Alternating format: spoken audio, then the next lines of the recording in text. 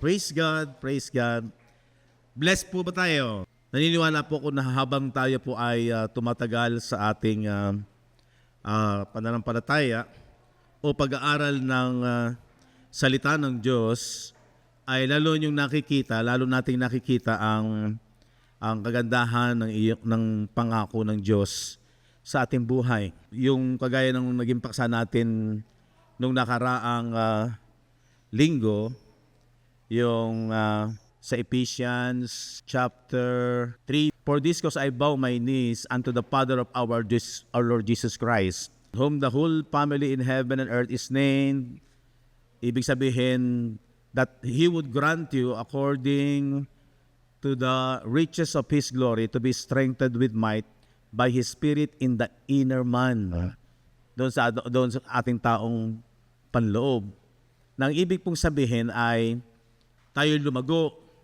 Sabi ng 17, that Christ may dwell in your hearts by faith, that ye being rooted and grounded in love.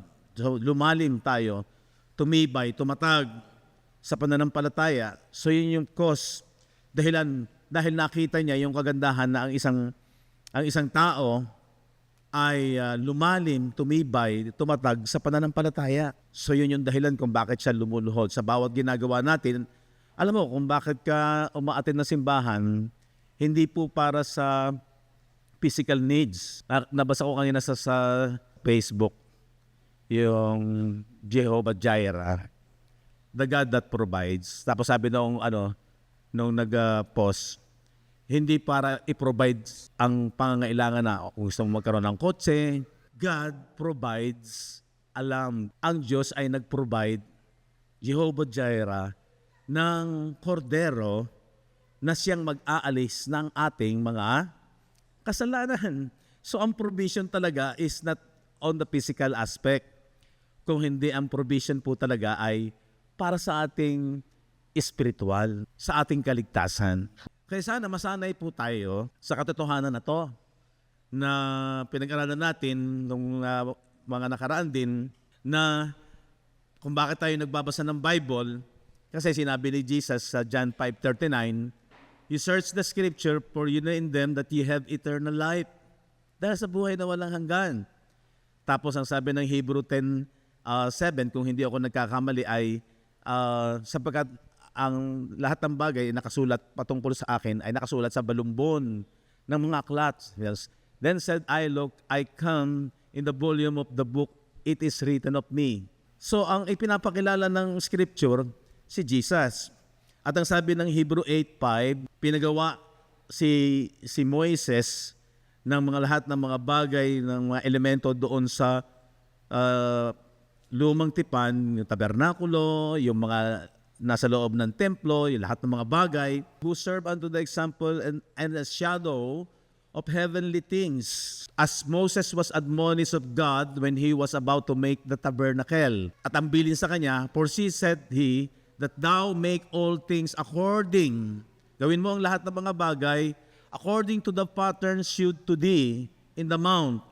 Yun daw kung ano yung ipinakita sa kanyang anyo, pattern, na nangaglilingkod sa anyo at anino ng mga bagay sa kalangitan. So yung ipinagawa po sa panahon ni Moises, yun po'y anyo, anino, shadow ng mga bagay sa kalangitan. Na ibig sabihin, yung pinakita at pinagawa kay Moises na ginawa nila doon sa lumang tipan, which is a book of yung covenant of law para sa mga Hebreo, sa mga Israelites, ay mga anyo o shadow, anino lamang ng mga bagay sa kalangitan. At ang sabi doon ay, gaya naman ni Moises na pinagsabihan ng Diyos na malapit nang gawin niya ang tabernakulo, bago niya ipagawa, sabi ng Diyos sa kanya, sapagkat sinabi niya, "Ingatan mo na iyong gawin ang lahat ng mga bagay ayon sa anyo na ipinakita sa iyo sa bundok." So may ipinakita pong pattern. Ibig sabihin parang plano, drawing. Di ba parang pag ang isang nagpapagawa ng bahay, magpapagawa po yan ng plano sa architect o sa engineer, para yun ang magiging basehan kung ano yung magiging kabuuan ng gagawing bahay. Pero ang pinakakabuuan noon, pag natayo na yung bahay, natapos na. So pwede na. Pero pagka hanggang ang ano lang, plano lang, wala pang sabi drawing lang yan. Ang totoo niyan, pagka yung nakatayo na, parang ganito rin yun. Pag pinag-aralan natin, yung lumang tipan na pinagawa lahat kay Moises, na kanila, yung mga ritual na kanilang ginagawa, pag babasahin mo ang Bible, yun po ay pumupokus na anyo lamang at ang pinaka-realidad, pagkabuuan at finish, katapusan, ay yung ginawa ni Jesus, yung tinarbaho ni Jesus. Kaya napakaganda na maunawaan ito na kapag tayo nagbabasa ng Bible is mapipicture mo na sa iyong isipan ang kagandahan nung plano ng Diyos. Kaya napakapalad natin na tayo nakakapagbasa. Tiyaga nga lamang po.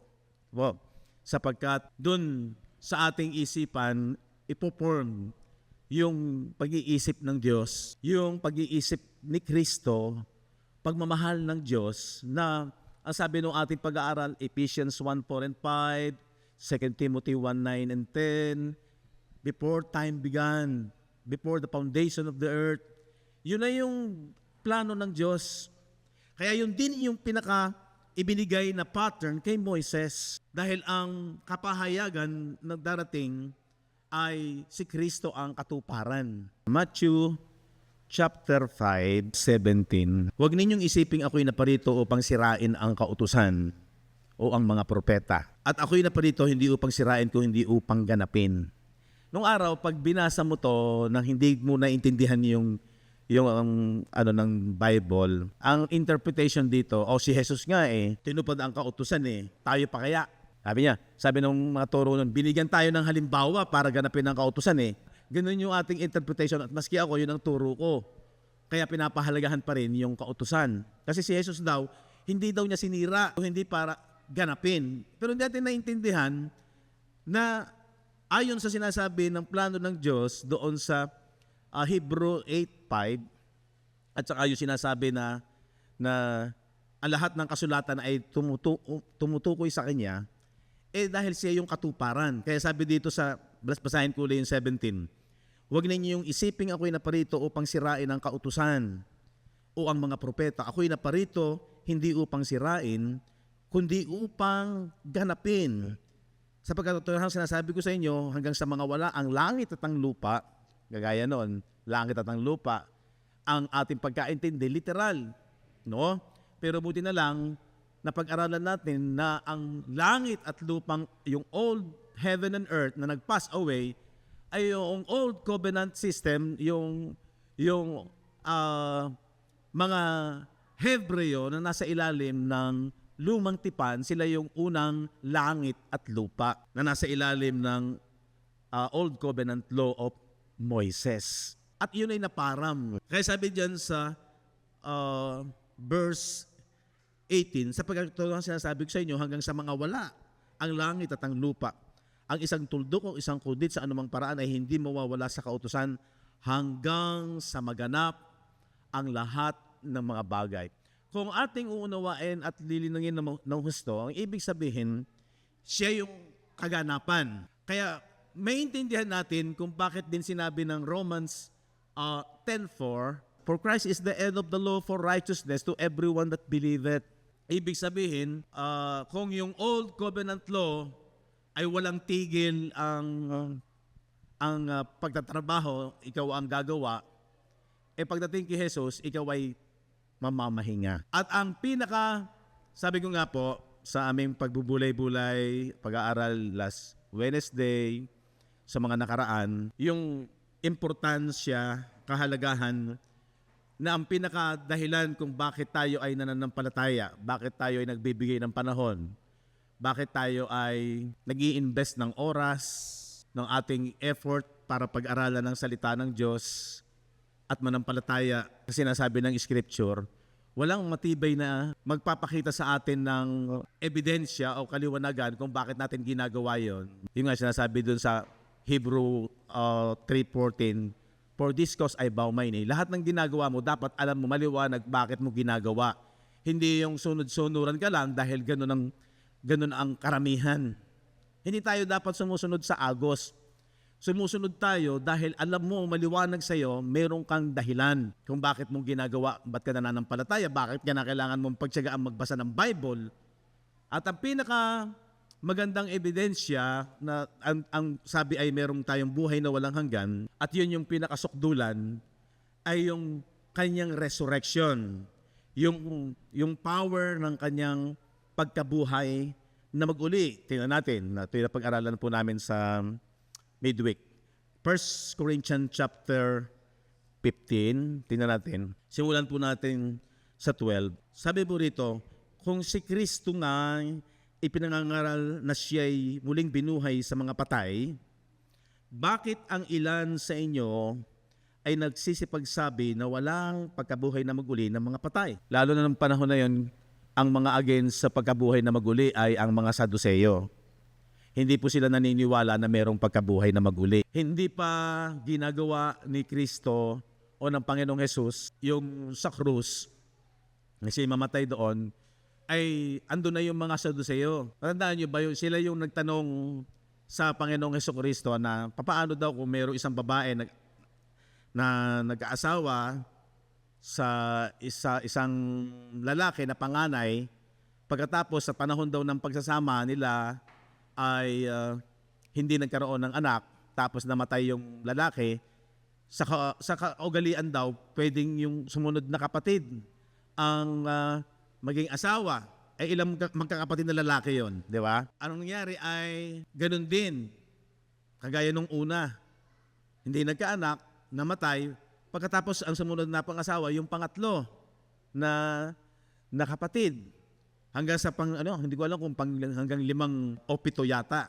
Ang tanong kay Jesus, pagdating daw sa pagkabuhay na maguli, kasi hindi sila naniniwala sa pagkabuhay na maguli sino raw ang tunay na magiging asawa? Di ba, ang sagot ng Panginoon, sa hindi ninyo pagkaunawa sa kasulatan, namamali kayo. Di ba, napakahirap nung hindi nauunawaan ang salita ng Diyos. Kasi bakit? Mamamali ka ng interpretasyon. Noong araw, ang marami at maging ako, niisip ko, pagdating sa langit, parang, may physical pa rin, tapos tayo, glorified, ang physical. Yun ang ating pagkaunawa. At parang makikita mo pa rin yung asawa mo, yung pamilya mo, tuloy-tuloy yung family. Hindi. Nasabi ni Jesus doon, sa Mateo yun nasabi niya doon, nagkakamali kayo sa hindi niyo pagkaunawa sa kautusan. Sapagkat sa langit, hindi na mag-aasawa ni pag-aasawahin pa. Dahil pag binasa mo ang Bible, wala nang gender doon. Wala nang babae, wala nang lalaki. Di ba? So sila yung mga against sa pagkabuhay na maguli. Kaya dito sa Corinto, issue pa rin na mayroong nagsasabing wala namang pagkabuhay na maguli. Kaya sabi dito sa verse 12, kung si Kristo nga ipinangangaral na siya'y muling binuhay sa mga patay, bakit ang ilan sa inyo nagsisipagsabi na walang pagkabuhay na maguli sa mga patay? So ibig sabihin, yung pagkabuhay na maguli ni Kristo ay isang napakalaking liwanag na nagpapatunay na mayroong pagkabuhay na maguli mula sa mga patay. So yun lang ang titingnan mo. Yun ang dahilan bakit tayo nananampalataya. At dito, pag inunawa natin magaling, lalong liliwanag na hindi tumutukoy ang ginawa ni Kristo na tagumpay para sa physical blessing, kung hindi para sa spiritual blessing, which is yung eternal life. Tuloy natin. Verse 13. Datapwat, kung walang pagkabuhay na maguli ng mga patay, ay hindi rin nga muling binuhay si Kristo. So yun lang ang punto. Kung wala raw pagkabuhay na maguli o hindi na buhay na maguli si Kristo, ay walang pagkabuhay na maguli. And then sabi ng verse 14, at kung si Kristo hindi muling binuhay, ano mangyayari sa buhay pananampalataya? Pumupunta ka sa simbahan, china-challenge ka, magbasa ka ng Bible, mag-aral ka ng salita ng Diyos. Ano mangyayari? Ano sabi ng verse 14? Kung si Kristo nga'y hindi muling binuhay, walang kabuluhan nga ang aming pangangaral. Huwag ka na makinig ng pangangaral. Walang kabuluhan ang aming pangangaral. Wala rin namang kabuluhan ang alin? Ang inyong pananampalataya. Huwag ka naman ng palataya. Mamahinga ka na lang, mag-enjoy ka na lang. At habang nabubuhay kay, gawin mo na yung pinaka-ligaya mong magagawa dahil huwag ka nang manampalataya. Dahil sabi diyan, kung walang pagkabuhay na maguli at si Kristo hindi mo lang binuhay, walang kabuluhan. Sayang lang, mag-aaksaya ka lamang ng pera, panahon mo, oras mo, at yung pipigilin mo ang sarili mo na kailangan makapagbasa ka ng Bible, makapag-aral ka. Huwag mo nang gawin yon. Walang kabuluhan yon. Pero pag binasa natin, sabi ng verse 15, oo, at kami ay nasusumpungang mga saksing bulaan tungkol sa Diyos, sapagkat aming sinasaksihan tungkol sa Diyos na kanyang muling binuhay si Kristo, na hindi siya muling nabuhay, kung tunay nga na ang mga patay ay hindi muling binubuhay. Sabi ng verse 16, sapagkat kung hindi muling binubuhay ang mga patay, ay hindi rin nga muling binuhay si Kristo. 17, at kung si Kristo ay hindi muling binuhay, ang inyong pananampalataya ay walang kabuluhan, kayo'y nasa inyong mga kasalanan pa. Kita ninyo na kapag nandun pa rin yung power ng kasalanan, huwag ka na sumimba. Huwag ka na maniwala kay Kristo. Kung totoo nga na walang pagkabuhay na maguli at hindi totoo na merong pagkabuhay na maguli, ay huwag ka nang, sabi diyan, sayang lang. Wala daw kabuluhan.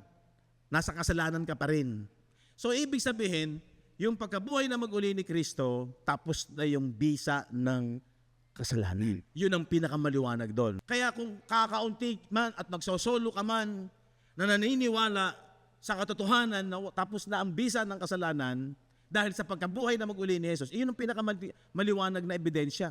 Kasi kung hindi daw binuhay na maguli si Kristo at walang pagkabuhay na maguli, mananatili ka sa kasalanan. Amen? Yun yung katotohanan. And then, sumunod, verse 18, kung gayon nga, ang mga natutulog din naman kay Kristo ay pawang nangapahamak. Ibig sabihin na yung daw mga namatay na naniwala kay Kristo ay pahamak din yun. And then sabi ng verse 19, ito pa yung malinaw, kung sa buhay lamang na ito, kung ganito lamang din ang ating pag-asa, na talagang walang pagkabuhay na maguli, at nanatili ka pa sa kasalanan, ano sabi dyan? Kung sa buhay lamang na ito tayo nagsisiasa kay Kristo, tayo sa lahat ng mga tao ang lalong kahabag-habag. Diba? Pero hindi naman talaga ganun eh. Ang kagandahan ng naunawaan natin ang dahilan kung bakit ka nananampalataya at bakit ka nagtiyatsaga at bakit ka parang itinutulak na hindi mo mapipigil, tuloy ka, gusto mong lumalim, gusto mong tumatag, ay kinakailangan mong tumatag sa pananampalataya at kinakailangan magkaroon ka ng self-control, pipigilin mo ang sarili mo na hindi lahat ng gusto ng laman ay pagbibigyan mo, kung hindi babalansehin mo ang buhay mo na kailangan yung pananampalataya kay Kristo ay magtuloy-tuloy ka. Kasi for this cause, I bow my knee, sabi ni Pablo, para tumatag, mag-ugat at lumalim ang isang Kristiyano sa pananampalataya. Para maunawaan na niya ang dahilan kung bakit ka dapat, halos sila nga, ibinibigay nila yung kanilang buhay. Dahil noong panahon na yon, matindi ang pag-uusig, buhay nila nakasalalay. Pag sinabi mong si Jesus ang Panginoon, delikado ka. Kasi dapat ang sinasabi mo, si Cesar ang iyong hari. Ang magkalaban noon, si Jesus ang hari o si Cesar. Kaya noon ipinapahayag, kung ipapahayag mo si Jesus na Panginoon, maliligtas ka. Ibig sabihin, tumitindig ka talaga, tinitindigan mo talaga na ikay nananampalataya patungkol kay Jesus sa kanyang ginawa. Dahil buhay ang nakasalalay nila. Ganon nila ipinaglalaban yung kanilang pananampalataya. Sa ating panahon ngayon, wala naman tayo sa death threat eh. Pero kung pag-aaralan natin, napakapalad natin. Hindi ibig sabihin kung wala kang death threat eh, parang paisi-isi lang tayo. Hindi po. Kailangan makita natin na kailangan nating lumago, tumatag.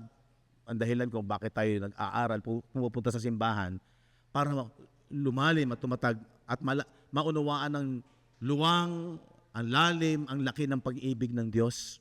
Para tayo mapuspos ng kanyang pagmamahal. At ang sabi ko nga, napakalaki ng role noong malimit na ating naririnig, yung 3 F, katotohanan, di ba? Pagkatapos sa sumunod, dyan manggagaling sa katotohanan, Bible, Scripture, yung iyong pananampalataya. Hindi yung basta naniniwala ka lang sa Diyos. And then, maapektuhan yung iyong feelings. Bakit? Kasi nag-shift yung mind mo sa isang tao, yung kanyang isip o yung mind o spirit na transformed gawa nitong katotohanan. Na nabago yung kanyang pananampalataya na pinanggagalingan yung katotohanan, ngayon, maaapektuhan yung kanyang feelings, yung kanyang emotion, yung kanyang kaligayahan sa pandama niya. Mag-shift, hindi na nakapokus doon sa physical at literal. Pag balikan natin ang katotohanan na yung old covenant system, lalo na ng laws na pinagawa kay Moises, puro physical po yun. Physical tabernacle, yung mga tubig, yung mga table of the shewbread, yung candlestick, puro physical yun. Pero lahat yun, pinag-aralan natin, may puro signs, shadow, allegory, no? Na ang katotohanan noon, ang pinaka-realidad, parang ganito yan eh. Old Covenant, New Covenant, yan po ay itinuring na, ano sabi ng ating binasa? Shadow, anino. At ang realidad ay yung ginawa ni Jesus sa krus ng Kalbaryo. Dito, di ba, nag-o-offer sila ng lamb. Dito ang lamb, sino? Si Jesus Christ. So, yung lamb, makikita natin, ipinrovide Jehovah Jireh, the God that provides. So, ito yung katuparan o tinatawag na reality. Kaya ito, kung tawagin, Spirit of Truth. Pinag-aralan natin, yung lahat ng ginawa nito, yung bisa nito, puro spiritual. Ang substance ay spiritual. Baliktad, tingnan nyo magaling. Ang contrast, ito nakikita, nahahawakan ng physical. Pero dito, yung realidad ng ginawa ni Jesus, tinapos niya yung bisa ng kasalanan. Pagkatapos, sa ating pag-aaral ay resurrected ka na. Ito nga yung ating pinapaksa. Binuhay na mag-uli na ang isang mananampalataya. At malinaw na ang resurrection na to ay hindi physical sapagkat ang sinasabi na kung papaanong si Kristo ay binuhay na mag-uli, ay gayon din tayo binuhay na mag-uli as nabuhay na mag-uli si Jesus sa physical. At sabi doon, siya yung pangunahing bunga. 1 Corinthians 15 pa rin yun eh. 15:20. Datapot si Kristo nga ay muling binuhay sa mga patay, na siya ang naging pangunahing bunga ng nangatutulog. Pag sinabing nangatutulog, yung mga namatay kay Kristo. Pag sinabing natutulog, kasi gigising pa, nabubuhay pa, babalik pa uli sa kamalayan. Consciousness. Di ba? Kaya sinabi dyan natutulog. So, kung si Kristo ang pangunahing bunga, hindi po ito physical. Kasi maraming naunang nabuhay sa physical, yung mga binuhay na maguli ni Elijah, sa panahon ni Elijah, yung anak nung babaeng bao ba na namatay, binuhay na maguli ni Elijah. Sa panahon ni Jesus, si Lazarus, yung anak ng centurion ba yun? O nung parang lilibita o sacerdote rin yata, ay binuhay. Physical. So hindi siya ang first fruit. Bakit? Sinasabi natin, although si Kristo ay nabuhay sa physical, pinakita niya sa mga alagad, ay hindi yun ang ibig sabihin na pangunahing bunga. Kasi sign po yun nung sinasabi niyang sa mga Hudyo na humihingi ng mga tanda, bigyan mo kami ng tanda at kami sasampalataya sa iyo. Kasi sa kabila ng marami siyang ginawa ng tanda, dami pa nilang hinihinging mga tanda. Pero sabi ni Jesus, walang ibibigay sa inyong tanda kundi yung tanda ni sign of Jonah. Yung sign of Jonah na si Jonah ay nasa belly ng balyena for how many days? 3 days and 3 nights. Ay sumisimbolo yun doon sa si Kristo ay namatay sa loob ng 3 araw at siya'y nabuhay na maguli.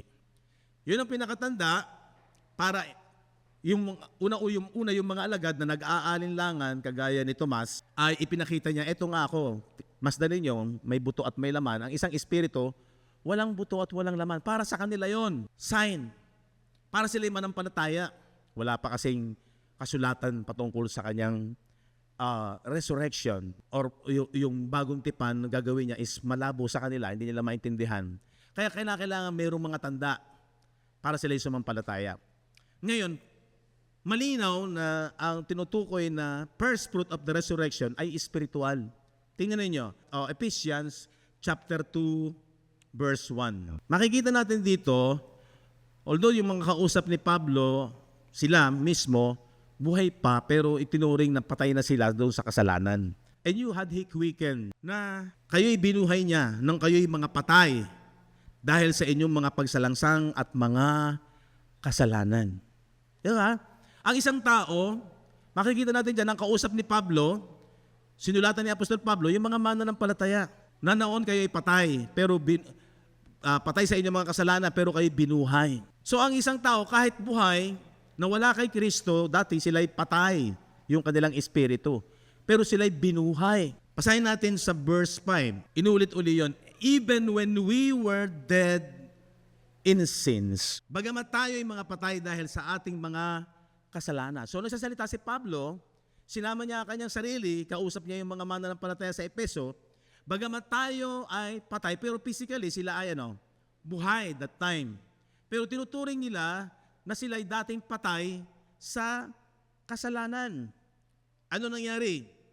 Tayo ay binuhay na kalakip ni Kristo sa pamamagitan ng biyaya tayo ay nangaligtas. Ibig sabihin, doon sa resurrection ni Kristo ay ang mga believer, ang mga mananampalataya kasamang binuhay na mag-uli yung kanilang espiritu. Pero sila dati buhay physically, pero dead in sins, patay sa kasalanan. So siya yung pangunahing bunga in the spirit. Yun ang tinutukoy po dyan. So malinaw na ang pagkabuhay na mag-uli, nangyayari na at naganap na sa bawat tao na sumampalataya sa ginawa ni Kristo sa mabuting balita sa Ebanghelyo na pinatutuhanan nung shadow. Yun ang katotohanan. Pero in the spirit, ang problema, ang tao, to see is to believe. Ang kahinaan ng tao, ang lagi na yung paniniwalaan, nakikita. Pero sa kasulatan, pag pinag-aralan mo, ang nauna, yung nakikita, physical, literal, pero sabi, shadow. Ano ba yung shadow? Ayun, walang buhay yon. Shadow lang, ang substance, eto. Parang ganito yan. Ayun yung physical, eto yung realidad, the new covenant. Kaya sa new covenant, hindi ka magbe-base sa physical. Kasi pag nag-base ka sa literal at physical, mamamali ka. Yan yung panahon nung una na pinatutuhanan ng Bible na yung unang tipan, which is physical, literal, pero yun ay shadow. Baliktad sa isang tao na ang laging basihan ay to see is to believe, makita ko muna bago ko maniwala, at ang gagamitin niya yung carnal knowledge according to the knowledge ng physical, carnal, dito sa bagay sa lupa, mamamali ka. Kaya dapat mag-shift yung mind mo sa katotohanan nito. Na ang mas magiging totoo sa'yo, itong new covenant, kasi ito yung realidad, ito yung kaganapan nito na anino, which is physical. Pero ang realidad ay puro spiritual. Na ang binuhay na mag-uli sa atin ay yung ating espiritu na dating patay. Hindi mo nakikita yan. Pero pinatutuhanan, yan yung spirit of truth, pinakatotoo. Kaya sa isang mananampalataya, sa katotohanan, dapat laging ang focus mo na realidad ay eto, spiritual. Kaya maiintindihan mo na yung sinasabi ng John 6:63 na it is the spirit that quickeneth. Ang espiritu, yung salita ni Kristo, lalo na salita, aral ng Ebanghelyo, ang nagbibigay ng buhay. The flesh, ayun na naman tayo, profiteth nothing. Hindi talaga, kasi shadow lang yon. Amen? Naintindihan nyo ba? Shadow lang yung physical. At ang katotohanan, temporal. Nawawala, natatapos, nagfe-fade. Pero matagal na panahon sa tao, ang pinakarealidad, yung nakikita, nahahawakan, napapakinabangan, nabubusog, nakukontento ka, nararamdaman mo. Kaya lang, kailangan mag-shift yung mind. Kaya sabi ng Ephesians 4:23, and be renewed in the spirit of your mind. Kaya maunawaan natin na talagang dapat ang isang mananampalataya, bago siya ma-born in the Spirit, ma-born again, ma-renew. Kaya nga, born in the Spirit. Hindi naman, sabi ni Jesus, ang salaman, salaman. Ang ipinanganak sa laman, sa laman. Pero ang pinanganak sa Espiritu, sa Espiritu. Amen po ba? Maliwanag po yan. Kaya, dapat dyan tayo natatangay. Dyan na tayo binabago, transform. Yan ang totoong transformation. Hindi yung nabago ang ugali. Dati, lasenggo, pero ngayon ay hindi na nagpapakita ng umiinom. Di ba? Ang transformation sa mind. Anong babago sa iyong mind kung hindi ka nagbabasa ng Bible, kung hindi ka mag-aaral? At pag naunawaan mo, meron ka ng resurrection, tapos na yung bisa ng kasalanan, papasok na ngayon yung doon sa iyong isipan, maapektuhan yung iyong senses, ang iyong pagmamahal, ay iyong damdamin, napupuno ka ng pag-ibig ng Diyos, yun na yung magiging kaligayahan mo. Hindi ka na masyadong popokus sa physical, bagaman although kailangan yan, pero hindi na doon nakatuon. Kaya yung battle natin, sabi ng 2 Corinthians chapter 10, although we walk in the flesh, we do not war sa karnal. Tingnan natin, 2 Corinthians chapter 10, verse 3, for though we walk in the flesh, we do not war after the flesh. Hindi na dito, sa physical. Una para sa kanila, sa mga Hudyo, hindi na tayo para dito sa sistema ng shadow. Hindi na focus sa physical. For though we walk in the flesh, we do not war after the flesh. Diba? Ano sumunod? Sabi ng verse 4, for the weapons of our warfare are not carnal, sapagkat ang sandata ng ating pakikipagbaka ay hindi na sa physical, but mighty. Ano yung mighty? Through God, to the pulling down of strongholds. Para daw, ano yung strongholds? Yung imagination, yung dati mong isipan, yung mga maling haka, casting down. Sabi ng verse 5, casting down imaginations. Ano ba yung imaginations? Nasa isip. Yung mga dati mong pinaniniwalaan. In every high thing that exalted itself against the knowledge of God. Nasaan ang knowledge of God? Christ is the knowledge of God. Yung karunungan ng Diyos sa bawat sumasampalataya. Pag ikaw ay hindi naniniwala dito na ito ay spiritual, ito ang substance, ang realidad ay spiritual, at binabaling mo pa rin sa physical, sinasama mo pa rin yung old covenant system, law, ay di ang mangyayari, nasa iyo ka pa rin ng sin, nandun pa rin ang bisa ng sin, binabaliwala mo to, laban ka rito, against the knowledge of God. Dapat ang mangyari, bringing into captivity, dapat daw ang isang tao, makaptive ng every thought, bawat isipan ng tao, to the obedience. Asan ang obedience? Ito, yung pinatotohanan ng scripture, to the obedience of Christ, which is spiritual. Dahil ang binuhay niya na espiritu natin, eternal, resurrected na. Wala ka nang gagawin. Siya gumawa. Kaya pumasok ka sa kanyang sabat, kapahingahan. Tayo ang tunay na sabadista. Nako, delikado yan. Controversial yan. Spiritual as a sabat, spiritual rest. Hindi na po ito nakapokus sa 24 hours. Ang isang araw ay pumapasok sa 24 oras. Sabado, wala kang gagawin. Huwag kang magluluto, wala kang gagawin. Nakatigil ka. Literal. Pero, babalik na naman tayo, kung ang Sabat dito ay literal na araw, 24 hours, dito, mauunawaan mo, yung sinasabi sa Revelation, doon ay wala ng araw, wala ng gabi. Wala ng morning, wala ng evening. 24 hours a day. Di ba sa creation, unang araw, tingnan natin, Genesis chapter 1. On the seventh day, di ba, nag-rest siya. Tingnan niyo yung verse 5. At tinawag ng Diyos ang liwanag na araw, at tinawag niya ang kadiliman na gabi, at nagkahapon at nagkaumaga ang unang araw. Ang isang araw ay nabubuo, nagpapasimula sa morning, matatapos saan?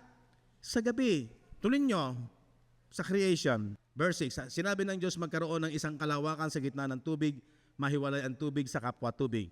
At ginawa ng Diyos ang kalawakan at inihiwalay ang tubig na nasa ilalim ng kalawakan sa tubig na nasa itaas ng kalawakan at nagkagayon. Verse 8, at tinawag ng Diyos na kalawakan na langit at nagkahapon at nagkaumaga ang ikalawang araw.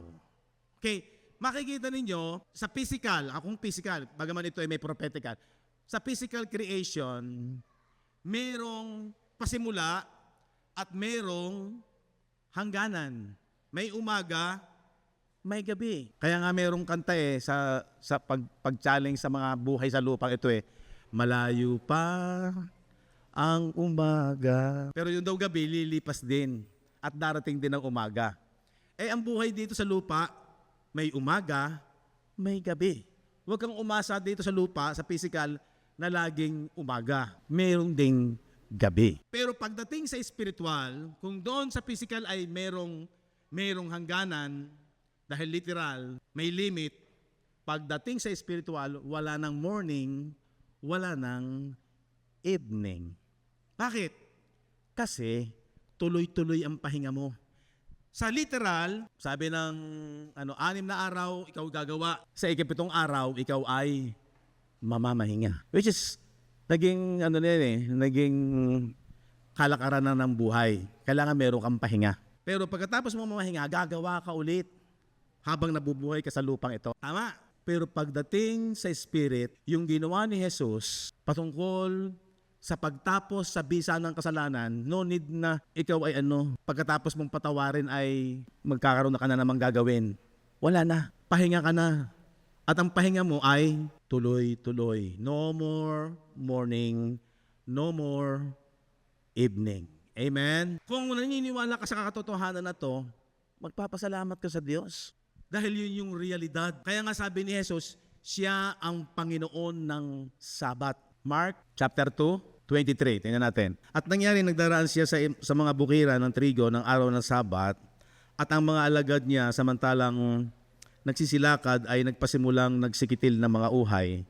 At sinabi sa kanya mga Pariseo, narito, bakit ginagawa nila sa araw ng Sabat ang hindi matuwid? At sinabi niya sa kanila, sabi ni Jesus, kailanman bagay hindi ninyo nabasa ang ginawa ni David nang siya'y mga ilangan at magutom, siya at ang kanyang mga kasamahan, kung paanong pumasok siya sa bahay ng Diyos nung panahon ng dakilang saserdoteng si Abiatar, at kumain siya ng tinapay na itinalaga na hindi matuwid kainin maliban na sa mga saserdote lamang, at binigyan pa rin niya ang kanyang mga kasamahan. At sinabi niya sa kanila, ginawa ang Sabat ng dahil sa tao, at hindi ang tao ng dahil sa Sabat. Kaya't ang anak ng tao ay Panginoon din naman ng Sabat. Si Jesus ang Panginoon ng Sabat. Siya ang tunay na gagawa ng totoong Sabat. At yun po ay dito. At ang sabi niya, kasi ang mga nasa ilalim ng kautusan, ang mindset, huwag mong sisirain ang araw ng Sabat. Bakit? Kasi siya nagpagaling Pag nagpagaling siya, kinu-question niya. Kasi kinakasuhan siya na araw ng Sabat. Sabi niya, sino ba sa inyo pagka ang inyong hayop o baka ba o nahulog sa balon, kahit araw ng Sabat, hindi nyo ba kukuhanin? Oo nga naman, Masyado silang tuso para hulihin si Jesus. Kaya diniretsa niya.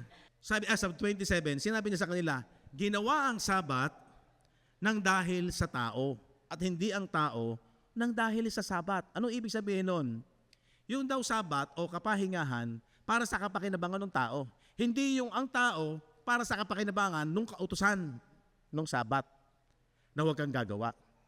Ang mas importante yung tao. Yun ay pinapaunawa niya. Sa kamalian, yung sumobrang legalistic, para bagang mas mahalaga yung kaya in-implement yung kautusan ay para sumunod lamang. Hindi, ang makikinabang dapat yung tao. At yun ay pinatutunan ng Panginoong Jesucristo nung tinapos niya ang bisa ng kasalanan sa krus para ang tao magkaroon na ng kapahingahan. Ang isang maliwanag na kahalintulad ng Sabat o kapahingahan, peace. Pagka ikaw ay namamahinga, gusto mo lahat sa iyong buong pagkatao, payapa ka. Kalmado ka, peace, para ma-relax ka. Diba? Sa spiritual, patungkol sa kasalanan, kasi ang kasalanan ang magbibigay sa atin ng death, eternal death, at yun ang kinatatakutan. Ang mas gusto mo, meron kang eternal life na tuloy-tuloy yung kapayapaan at kapahingahan mo. Pagdating pagtungkol sa kasalanan, tapos na ang bisa ng kasalanan, pahinga ka na. Meron ka ng peace. Sa isipan mo, wala na yung guilt, wala na yung condemnation, wala na yung fear. Nawawasak yung nagbibigay ng kawalan ng kapahingahan.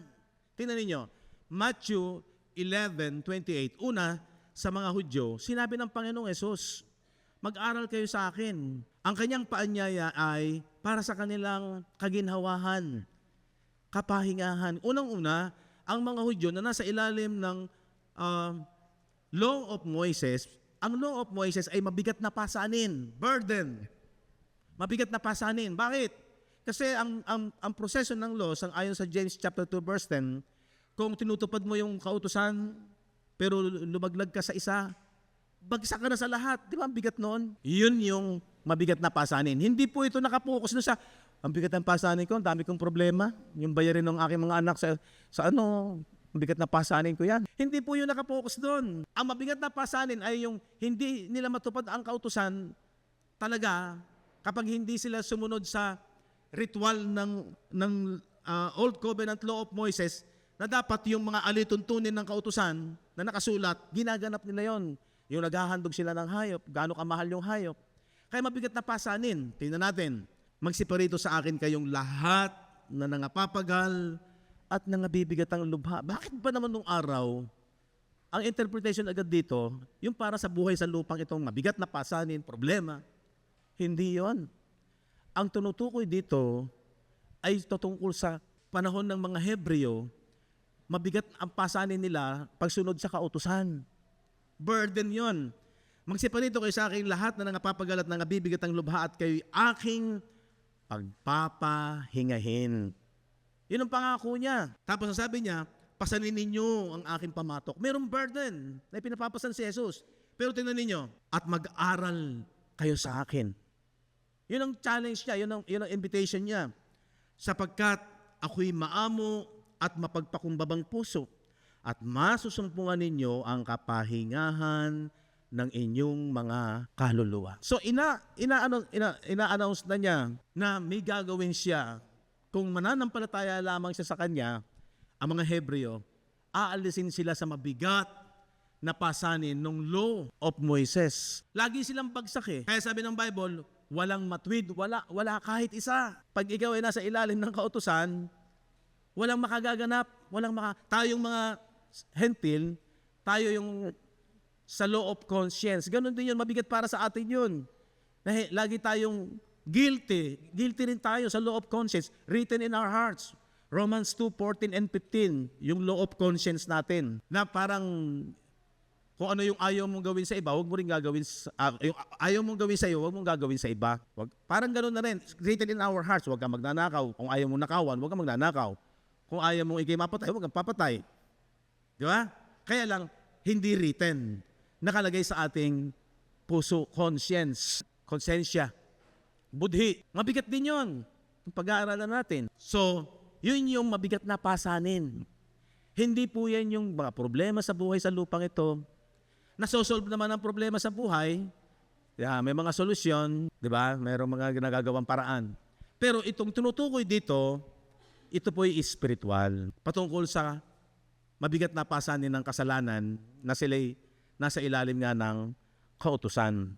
Mag-aral kayo sa akin at sabi niyan, yun ang pinaka-burden. Pasinin niyo, yun lang ang burden dapat, mag-aral. Kaya pag tayo lalo tayo mga mananampalataya sa panahon ito, napakapalad natin, kompleto na yung Bible. Tapos may tulong pa ng Google, para sa history, pag-research, di ba? Napakapalad natin. Para yung rest na to, maliwanag na maliwanag sa atin. Kaya yung sinasabi ni Jesus sa mga Hudyo, my peace I give unto you. John 16 yata yun. My peace I give unto you. Hindi kagaya ng peace na ibinibigay ng sanglibutan. Ayun. Hindi raw kagaya ng ibinibigay. Ang sanglibutan may ibinibigay na peace. Pero, merong limit. May hangganan. Pero yung peace na ibinibigay ni Jesus, ano yun? Eternal. Walang morning, walang evening. Amen? So, ito yun. Pag naunawaan mo talaga ang katotohanan, yun ang magiging pananampalatayaan mo, matatransform ang mind mo, maapektuhan yung feelings mo, yun na yung magiging kaligayahan. Mag-shift. Kaya ako naniniwala ako na ang isang mananampalataya, hindi boring ang salita ng Diyos. Boring yan sa laman. Boring sa physical natin. Napapagod, inaantok. Di ba? Kahit wala namang ginagawang activity, nakaupo ka lang at nagbabasa at okay, nakikinig, gusto mong matulog, napapagod ka. Sipin mo yon. Hindi ka naman tumatakbo. Hindi ka naman physical ang usapan dito. Walang physical activities. Nakikinig ka lang, nakaupo ka, nag-aaral ka, pero natamad ka. Kasi nga, yung flesh against sa spirit. Maintindihan mo maliwanag yan. Para pag hindi mo tinanggap ang katotohanan na yan, hindi ka talaga makakalampas. Hindi ka magkakaroon ng breakthrough. Then ako naniniwala, yun talaga ang tunay na breakthrough. Pag hindi natin napagtagumpayan hindi ka magkakaroon ng bunga ng espiritu na self-control, pagpipigil sa sarili. Hindi mo rin mauunawaan yung tunay na fruit of the spirit na pag-ibig na nanggagaling sa Diyos kapag hindi ka nagkaroon ng disiplina, tiyaga. Tingnan ninyo, 1 Corinthians chapter 15. Ang ebanghelyo lang, kailangan mong panatilihan. Pag sinabing manatili, diyan ka lang nakapokus. At matyaga, kailangan matyaga ka. From verse 1. Ngayon ipinapatalas na sa inyo mga kapatid. Ang ebanghelyo na sa inyo aking ipinangangaral na inyo namang tinanggap, na isa naman ninyong pinananatilihan. Pag tinanggap mo, diyan ka lang mananatili. Ako, malimit ko po sinasabi, masterin natin to. Kailangan masterin nyo yan. Ulit-ulitin nyo, masanay ang isipan sa katotohanan na to. Kung maaari pati yung mga talata, makabisan ninyo, na ma-master mo yung mga importanteng talata na nakakonect dito sa ginawa ni Jesus. Kaya magiging maliwanag sa isang mananampalataya. At pananatilihan niya yan. Ano sabi ng verse 2? Sa pamamagitan naman ito, ligtas kayo. Ligtas daw tayo kung matiyaga ninyong iingatan ang salitang ipinangaral ko sa inyo. Diba? Ang isang nagkakaroon ng kabuluhan ang kanyang pananampalataya, yung pangangaral ng salita ng Diyos patungkol sa ebanghelyo na pinatunayan ng Old Covenant na shadow, na ito ang substance, kaya matyaga mong binabasa ang Bible. Tina-challenge natin ang kabataan, music team, tina-challenge natin ang kababaihan, ang kalalakihan, magbasa tayo habang may lakas pa, tiyaga lang. Lahat ng yan, nakapokus yan dito. Kasi bago pa nagkaroon ng before time began, before the foundation of the earth, ito na yung nakatalaga, nakaplano, inihanda na ito ng Diyos, na ang lahat ay magiging banal, walang dungis, at tuloy-tuloy ang kapayapaan at kapahingahan, Sabat, pag naunawaan natin yung bisa, the power of His resurrection. Yun ang ating kinikilala kay Kristo. Kasi yun ang essence ng ating pananampalataya. Ano yung essence ng ating pananampalataya? Yung Christ resurrection. Na makukuha mo lahat ng bisa. So yung Sabat, wala kang gagawin. Kung sa Old Covenant ay sinasabi kung ano yung dapat mong gawin at hindi mo dapat gawin, dito naman, wala ka nang gagawin. Kasi tatanggapin mo na lang yung pinag-aralan mo, naliwanagan mo, matyaga mong pinag-aralan at naunawaan at natuklasan, tatanggapin mo na lang, meron kang totoo, eternal na kapahingahan. Amen. Tinatanggap yan. Hindi mo yan gagawin. Na kailangan ay wala kang gagawin, huwag kang maggagano. Literal po yun. Shadow po yun. Pero ang spiritual is tinatanggap mo. At ang dulot noon ay kontento ka, payapa ka, peace. At masasabi mo, napakapalad ko, na naunawaan ko to. At hindi mo ipagpapalit. Pananatilihan mo yan. At pag nanatili ka dyan, hindi ka na mabubudol. Kasi maliwanag na maliwanag sa'yo. Spiritual nga, mahirap intindihin ng karnal, pero pinaniniwalaan mo dahil yun yung realidad ng sinasabi ng shadow. Ang realidad ay hindi nakikita. Kaya nga lang, ang struggle nga lang natin ay dahil nga pananampalataya, nakapokus, maliwanag naman sinasabi ng salita ng Diyos, nakapokus saan? Sa hindi nakikita. Bakit ganon? Spiritual nga eh. Kaya nga hindi nakikita eh. Okay. So, basahin natin itong Hebrew chapter 4. Kaya ito yung hamon sa mga taga-Hebreo. na magkaroon sila ng pananampalataya sa mabuting balita. Kasi yung daw unang kanilang mga ninuno, meron ding mabuting balita, pero iba po yung mabuting balita na yun sa panahon ng lumang tipan kaysa sa panahon ng bagong tipan. Tingnan natin, basahin natin. Verse 1. Ang kausap po dito mga taga-Hebreo. Mga takot nga tayo, yamang may iniwang pangako ng pagpasok saan? Sa kanyang kapahingahan. Di ba alam ko maraming tao ang gusto laging kapahingahan. Peace. Ayaw natin nung may gulo, may takot, may balisa. Tingnan niyo yung challenge lagi ng Panginoon. John 14. Huwag magulumihanan ng inyong mga puso. Ang gusto ng Panginoon, merong peace, kapahingahan. Ayaw niya ng nagugulumihanan. Huwag magulumihanan ng inyong mga puso. Magsisampalataya kayo sa Diyos, magsisampalataya naman kayo sa akin. Laging ganun ang challenge niya sa mga Hudyo para huwag magulumihanan. Huwag ka nung may trouble ang isipan. Let not your heart be troubled. Pag ang isipan ay may troubled, walang peace. Kaya si Jesus, talagang siya yung Panginoon ng Sabat. Kaya lagi niyang challenge yung lumapit at manampalataya sa Kanya. Ito rin ang sinabi doon sa Hebrew chapter 4. Mga takot nga tayo, yamang may iniwang pangako ng saan? Ng pagpasok sa Kanyang kapahingahan. Baka sakaling sino man sa inyo ay maging tulad sa hindi nakaabot. So ang pinapangamba ng author ng Hebreo, baka merong hindi makaabot doon saan? Sa kapahingahan na inielok ng Panginoong Jesucristo. Sapagkat tunay na tayo'y pinangaralan ng mabubuting balita. O di ba? Gaya rin naman nila. Sino tinutukoy na gaya naman nila? Yung kanilang mga ninuno noon sa panahon ni Moises. Gaya rin naman nila. Ngunit hindi nila pinakinabangan ang salitang napakinggan dahil walang kalakip na pananampalataya ang nakakarinig. Ano yung pananampalataya? Lalabanan mo yung laman mo eh. Ang kainaan ng mga Hebreo, alam natin, nung sila naglalakbay sa ilang, bakit sila tumagal ng 40 years? Imbis na madali sila makapasok noon, humaba ang panahon. Bakit? Dahil sa kanilang katigasan ng kanilang mga puso.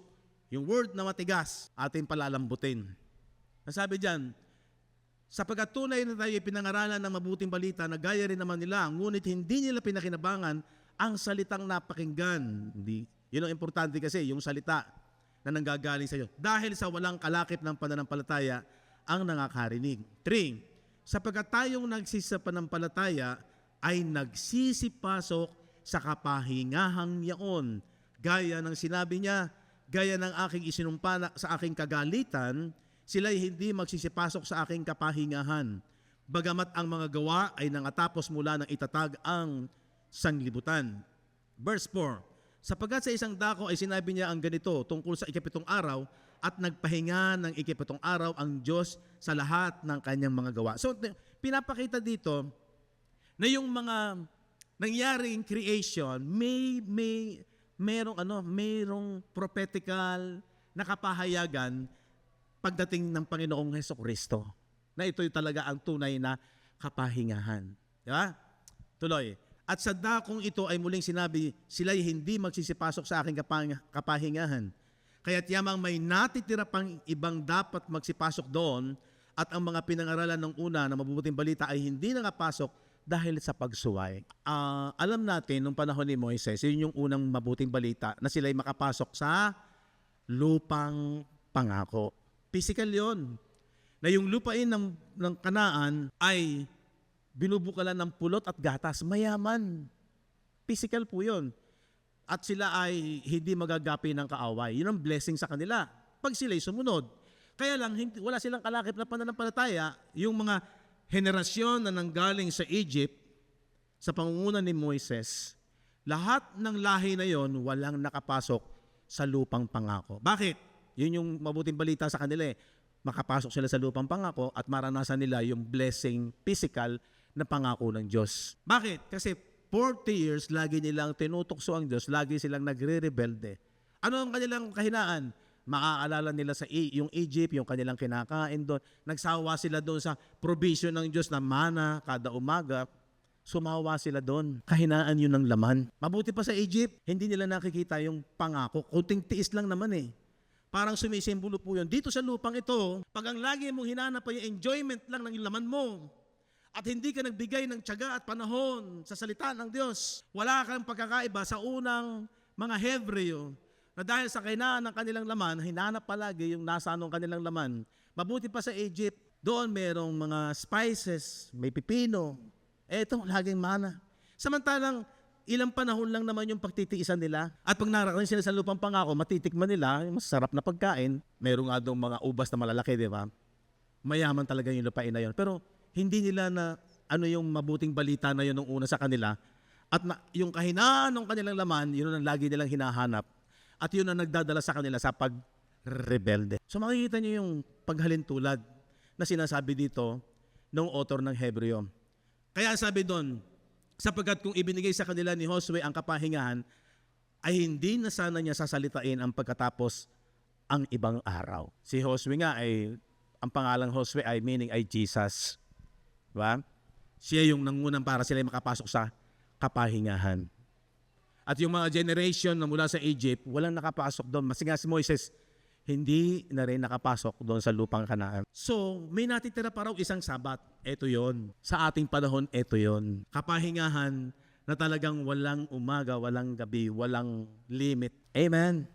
Doon ay wala ng araw, wala ng gabi. Sa ating kaisipan, pag maliwanag, alam mo, eternal ang bisa nung ginawa ni Jesus. Kaya manan ba totoo yan? Yes. Kung paniniwalaan mo lang, at matatransform ang mind mo, magkakaroon ka pa ng peace, kapayapaan, ano man minsan ang kalalagayan mo sa lupang ito, di ka na masyadong apektado nito. Dahil alam mo, pansamantala lang naman ito. Kung gumanda buhay, salamat. Pero ang purpose ng buhay mo, doon ka lagi nakatuon. Kaya sabi ng Colossians, maintindihan mo, ituon ninyo ang inyisipan sa mga bagay na nasa langit at huwag sa mga bagay na panlupa. Amen. Maliwanag po ba ang kagandahan ng journey natin sa pag-aaral ng salita ng Diyos? Nabubuhay ka ngayon, pero kapag na kay Kristo ka, meron ka ng spiritual Sabbath, eternal rest. Sabi doon sa verse, may natitira pang ang isang pamahingang Sabbath ukol sa bayan ng Diyos, sapagkat ang pumasok sa kanyang kapahingahan ay nagpahinga naman sa kanyang mga gawa, gaya ng Diyos sa kanyang mga gawa. 11, magsipagsikap nga tayo ng pagpasok sa kapahingahang iyon upang huwag marapa ang sinuman ayon sa gayong halimbawang pagsuway. So, ano sa kanila lesson sa kanila yun na yung kanilang mga ninuno, henerasyon na galing sa Egypt, walang nakapasok. Di ba? Ang nakapasok lang yung mga ipinanganak sa ilang sa pangunguna ni Josue na sumisimbolo, nagre-represent kay Jesus sa panahon natin. Siya yung Josue sa ating panahon, ang Panginoong Hesukristo. So, makikita po natin, meron ba tayong burden? Yes. Pero sabi dyan ay ito'y magaan at nagbibigay sa atin ng kapahingahan. Kaya patuloy ko po kayong challenge sa buhay natin. Ang tunay nating pagsamba ay ang salita ng Diyos. Ang tunay na mananamba, sabi ng John 4:24, sasambahin nila ang Diyos sa Espiritu. Ito yung Espiritu ng katotohanan at katotohanan. Si Jesus ang katotohanan, ang kanyang ginawa sa krus, yung kanyang tinarbaho, yun yung magbibigay sa atin ng kapahingahan. Kaya kapag ikaw ay sumasamba, nasa kapahingahan ka. Amen. Kaya salamat sa Diyos, salamat sa Panginoon. Sana po makita nyo nang makita ang kagandahan na to. Hindi na tayo nagbe-base ko. Kaunti ba tayo? Marami ba tayo? Maganda kung marami tayo na aakay sa katotohanan na to. Dahil ang challenge sa atin, yung mindset ng marami, kagaya din natin nung una, hindi madali-daling baklasin ito Babaklasin mo to Yun yung sinasabi ng 2 Corinthians chapter 10. Yung casting down imagination. Gigibain ng mga maling haka. Ito yung gigiba. Ito yung mighty weapon. Nagigiba sa mga maling haka ng isipan. Sabi doon, kaya sa bandang huli, huwag ninyo papagmatigasin. Kung marinig ninyo ang kanyang tinig, ano sabi doon? Huwag ninyong papagmatigasin ang inyong mga puso. Alam niyo po, malinaw sa atin ng ilustrasyon, ang binhi, pag ang lupa ay hindi binubungkal at matigas, at ang binubungkal kasi yung matigas para lumambot yung lupa, para yung binhi, madaling maitanim at ito ay sumibol, lumaki at magbunga. Do not harden your heart. Sabi doon, huwag niyong papagmatigasin ang inyong mga puso. Ano yon? Huwag mong i-reject ang salita ng Diyos. Bakit? Ang problema po kasi, maraming mga tao, sapat na yung naniniwala sa Diyos. Pero nasa tradisyon. Matthew chapter 15, 8-9. Sabi po ng verse 8, ang bayang ito'y iginagalang ako ng kanilang bibig, mga labi. Datapot ang kanilang puso ay malayo sa akin. So ito yung kahinaan ng tao. Naniniwala sa Diyos, iginagalang ng kanilang bibig, ikinoconfess at naniniwala sa Diyos. Pero ang kanilang puso daw ay malayo sa akin. Datapot ang walang kabuluhang pagsamba nila sa akin. Nagtuturo ng kanilang, verse 9, nagtuturo ng kanilang pinakaaral na mga utos ng mga tao.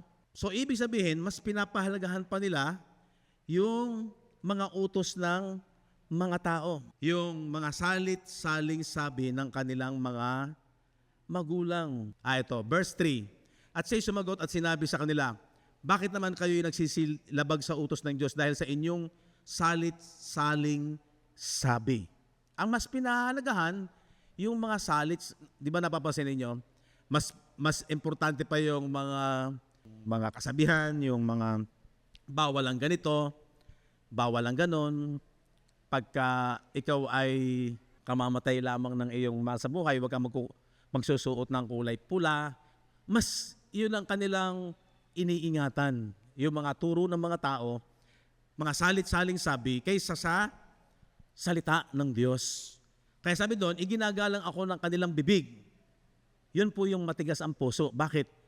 May ginagalang ang kanilang bibig, pero ang kanilang puso malayo sa aral ng Panginoong Hesukristo. So, makikita po natin sa ating buhay, napakapalad natin sapagkat kinakailangan nating patuloy na mag-aral, magtiyaga. Ulitin ko po, challenge ko po ito. Sana magpatuloy kayo. Huwag nawa itong maging parang ningas kugon. Ano yung ningas kugon? Sa umpisa gagawin, bandang huli mawawala. Huwag po, panatilihan natin. Maging matyaga tayo sa pag-aaral ng salita ng Diyos. Amen? At ang totoo niyan, diyan ka magiging maligaya. At ang dulot na kaligayahan niyan, malaking kakaibahan. Kaya tama si Pablo, yung makilala si Kristo at ang kapangyarihan ng kanyang kamatayan, doon siya nakapokus. Sabi niya, hindi sana abot ko na, pero ako'y nagtutumulin hanggang sa maabot ko ang ikinaabot sa akin ni Kristo. Okay, ang application po niyan ganito. Nasa atin na po ba ang Diyos? Kapahingahan po ba yon? Yes. Paano talaga magiging totoong kapahingahan yan? Sanayan mo yung iyong isipan na magtiwala sa katotohanan na yon. Ano man minsan ang nararanasan mo sa lupang ito, yung pananampalataya mo sa katotohanan, ang Diyos nasa iyo na. Si Kristo nasa iyo na. Sanayin mo, i-apply mo. At naniniwala ako, makinig po kayo magaling, pag ang ating buong pagkatao ay mapuspos, makakontrol ng katotohanan na to, I still believe po sa miracle. Kasi habang ginagamit ka ng Diyos, habang lumalakad ka sa purpose ng Diyos, dumating man minsan ng sakit, dumating man minsan ng krisis, sapat ang biyaya ng Diyos. Mangyayari yung kapag inuna mo ang kanyang katwiran at ang kanyang kaharian, kahit na minsan anumang mga challenges na dumarating sa buhay, huwag kang matakot. Bakit? Kasama natin ngayon, ang totoo, hindi na tayo iiwan. In the Spirit, kasama na lagi natin ang Diyos. Tayo po ang templo, siya po'y nananahan na sa atin. Amen?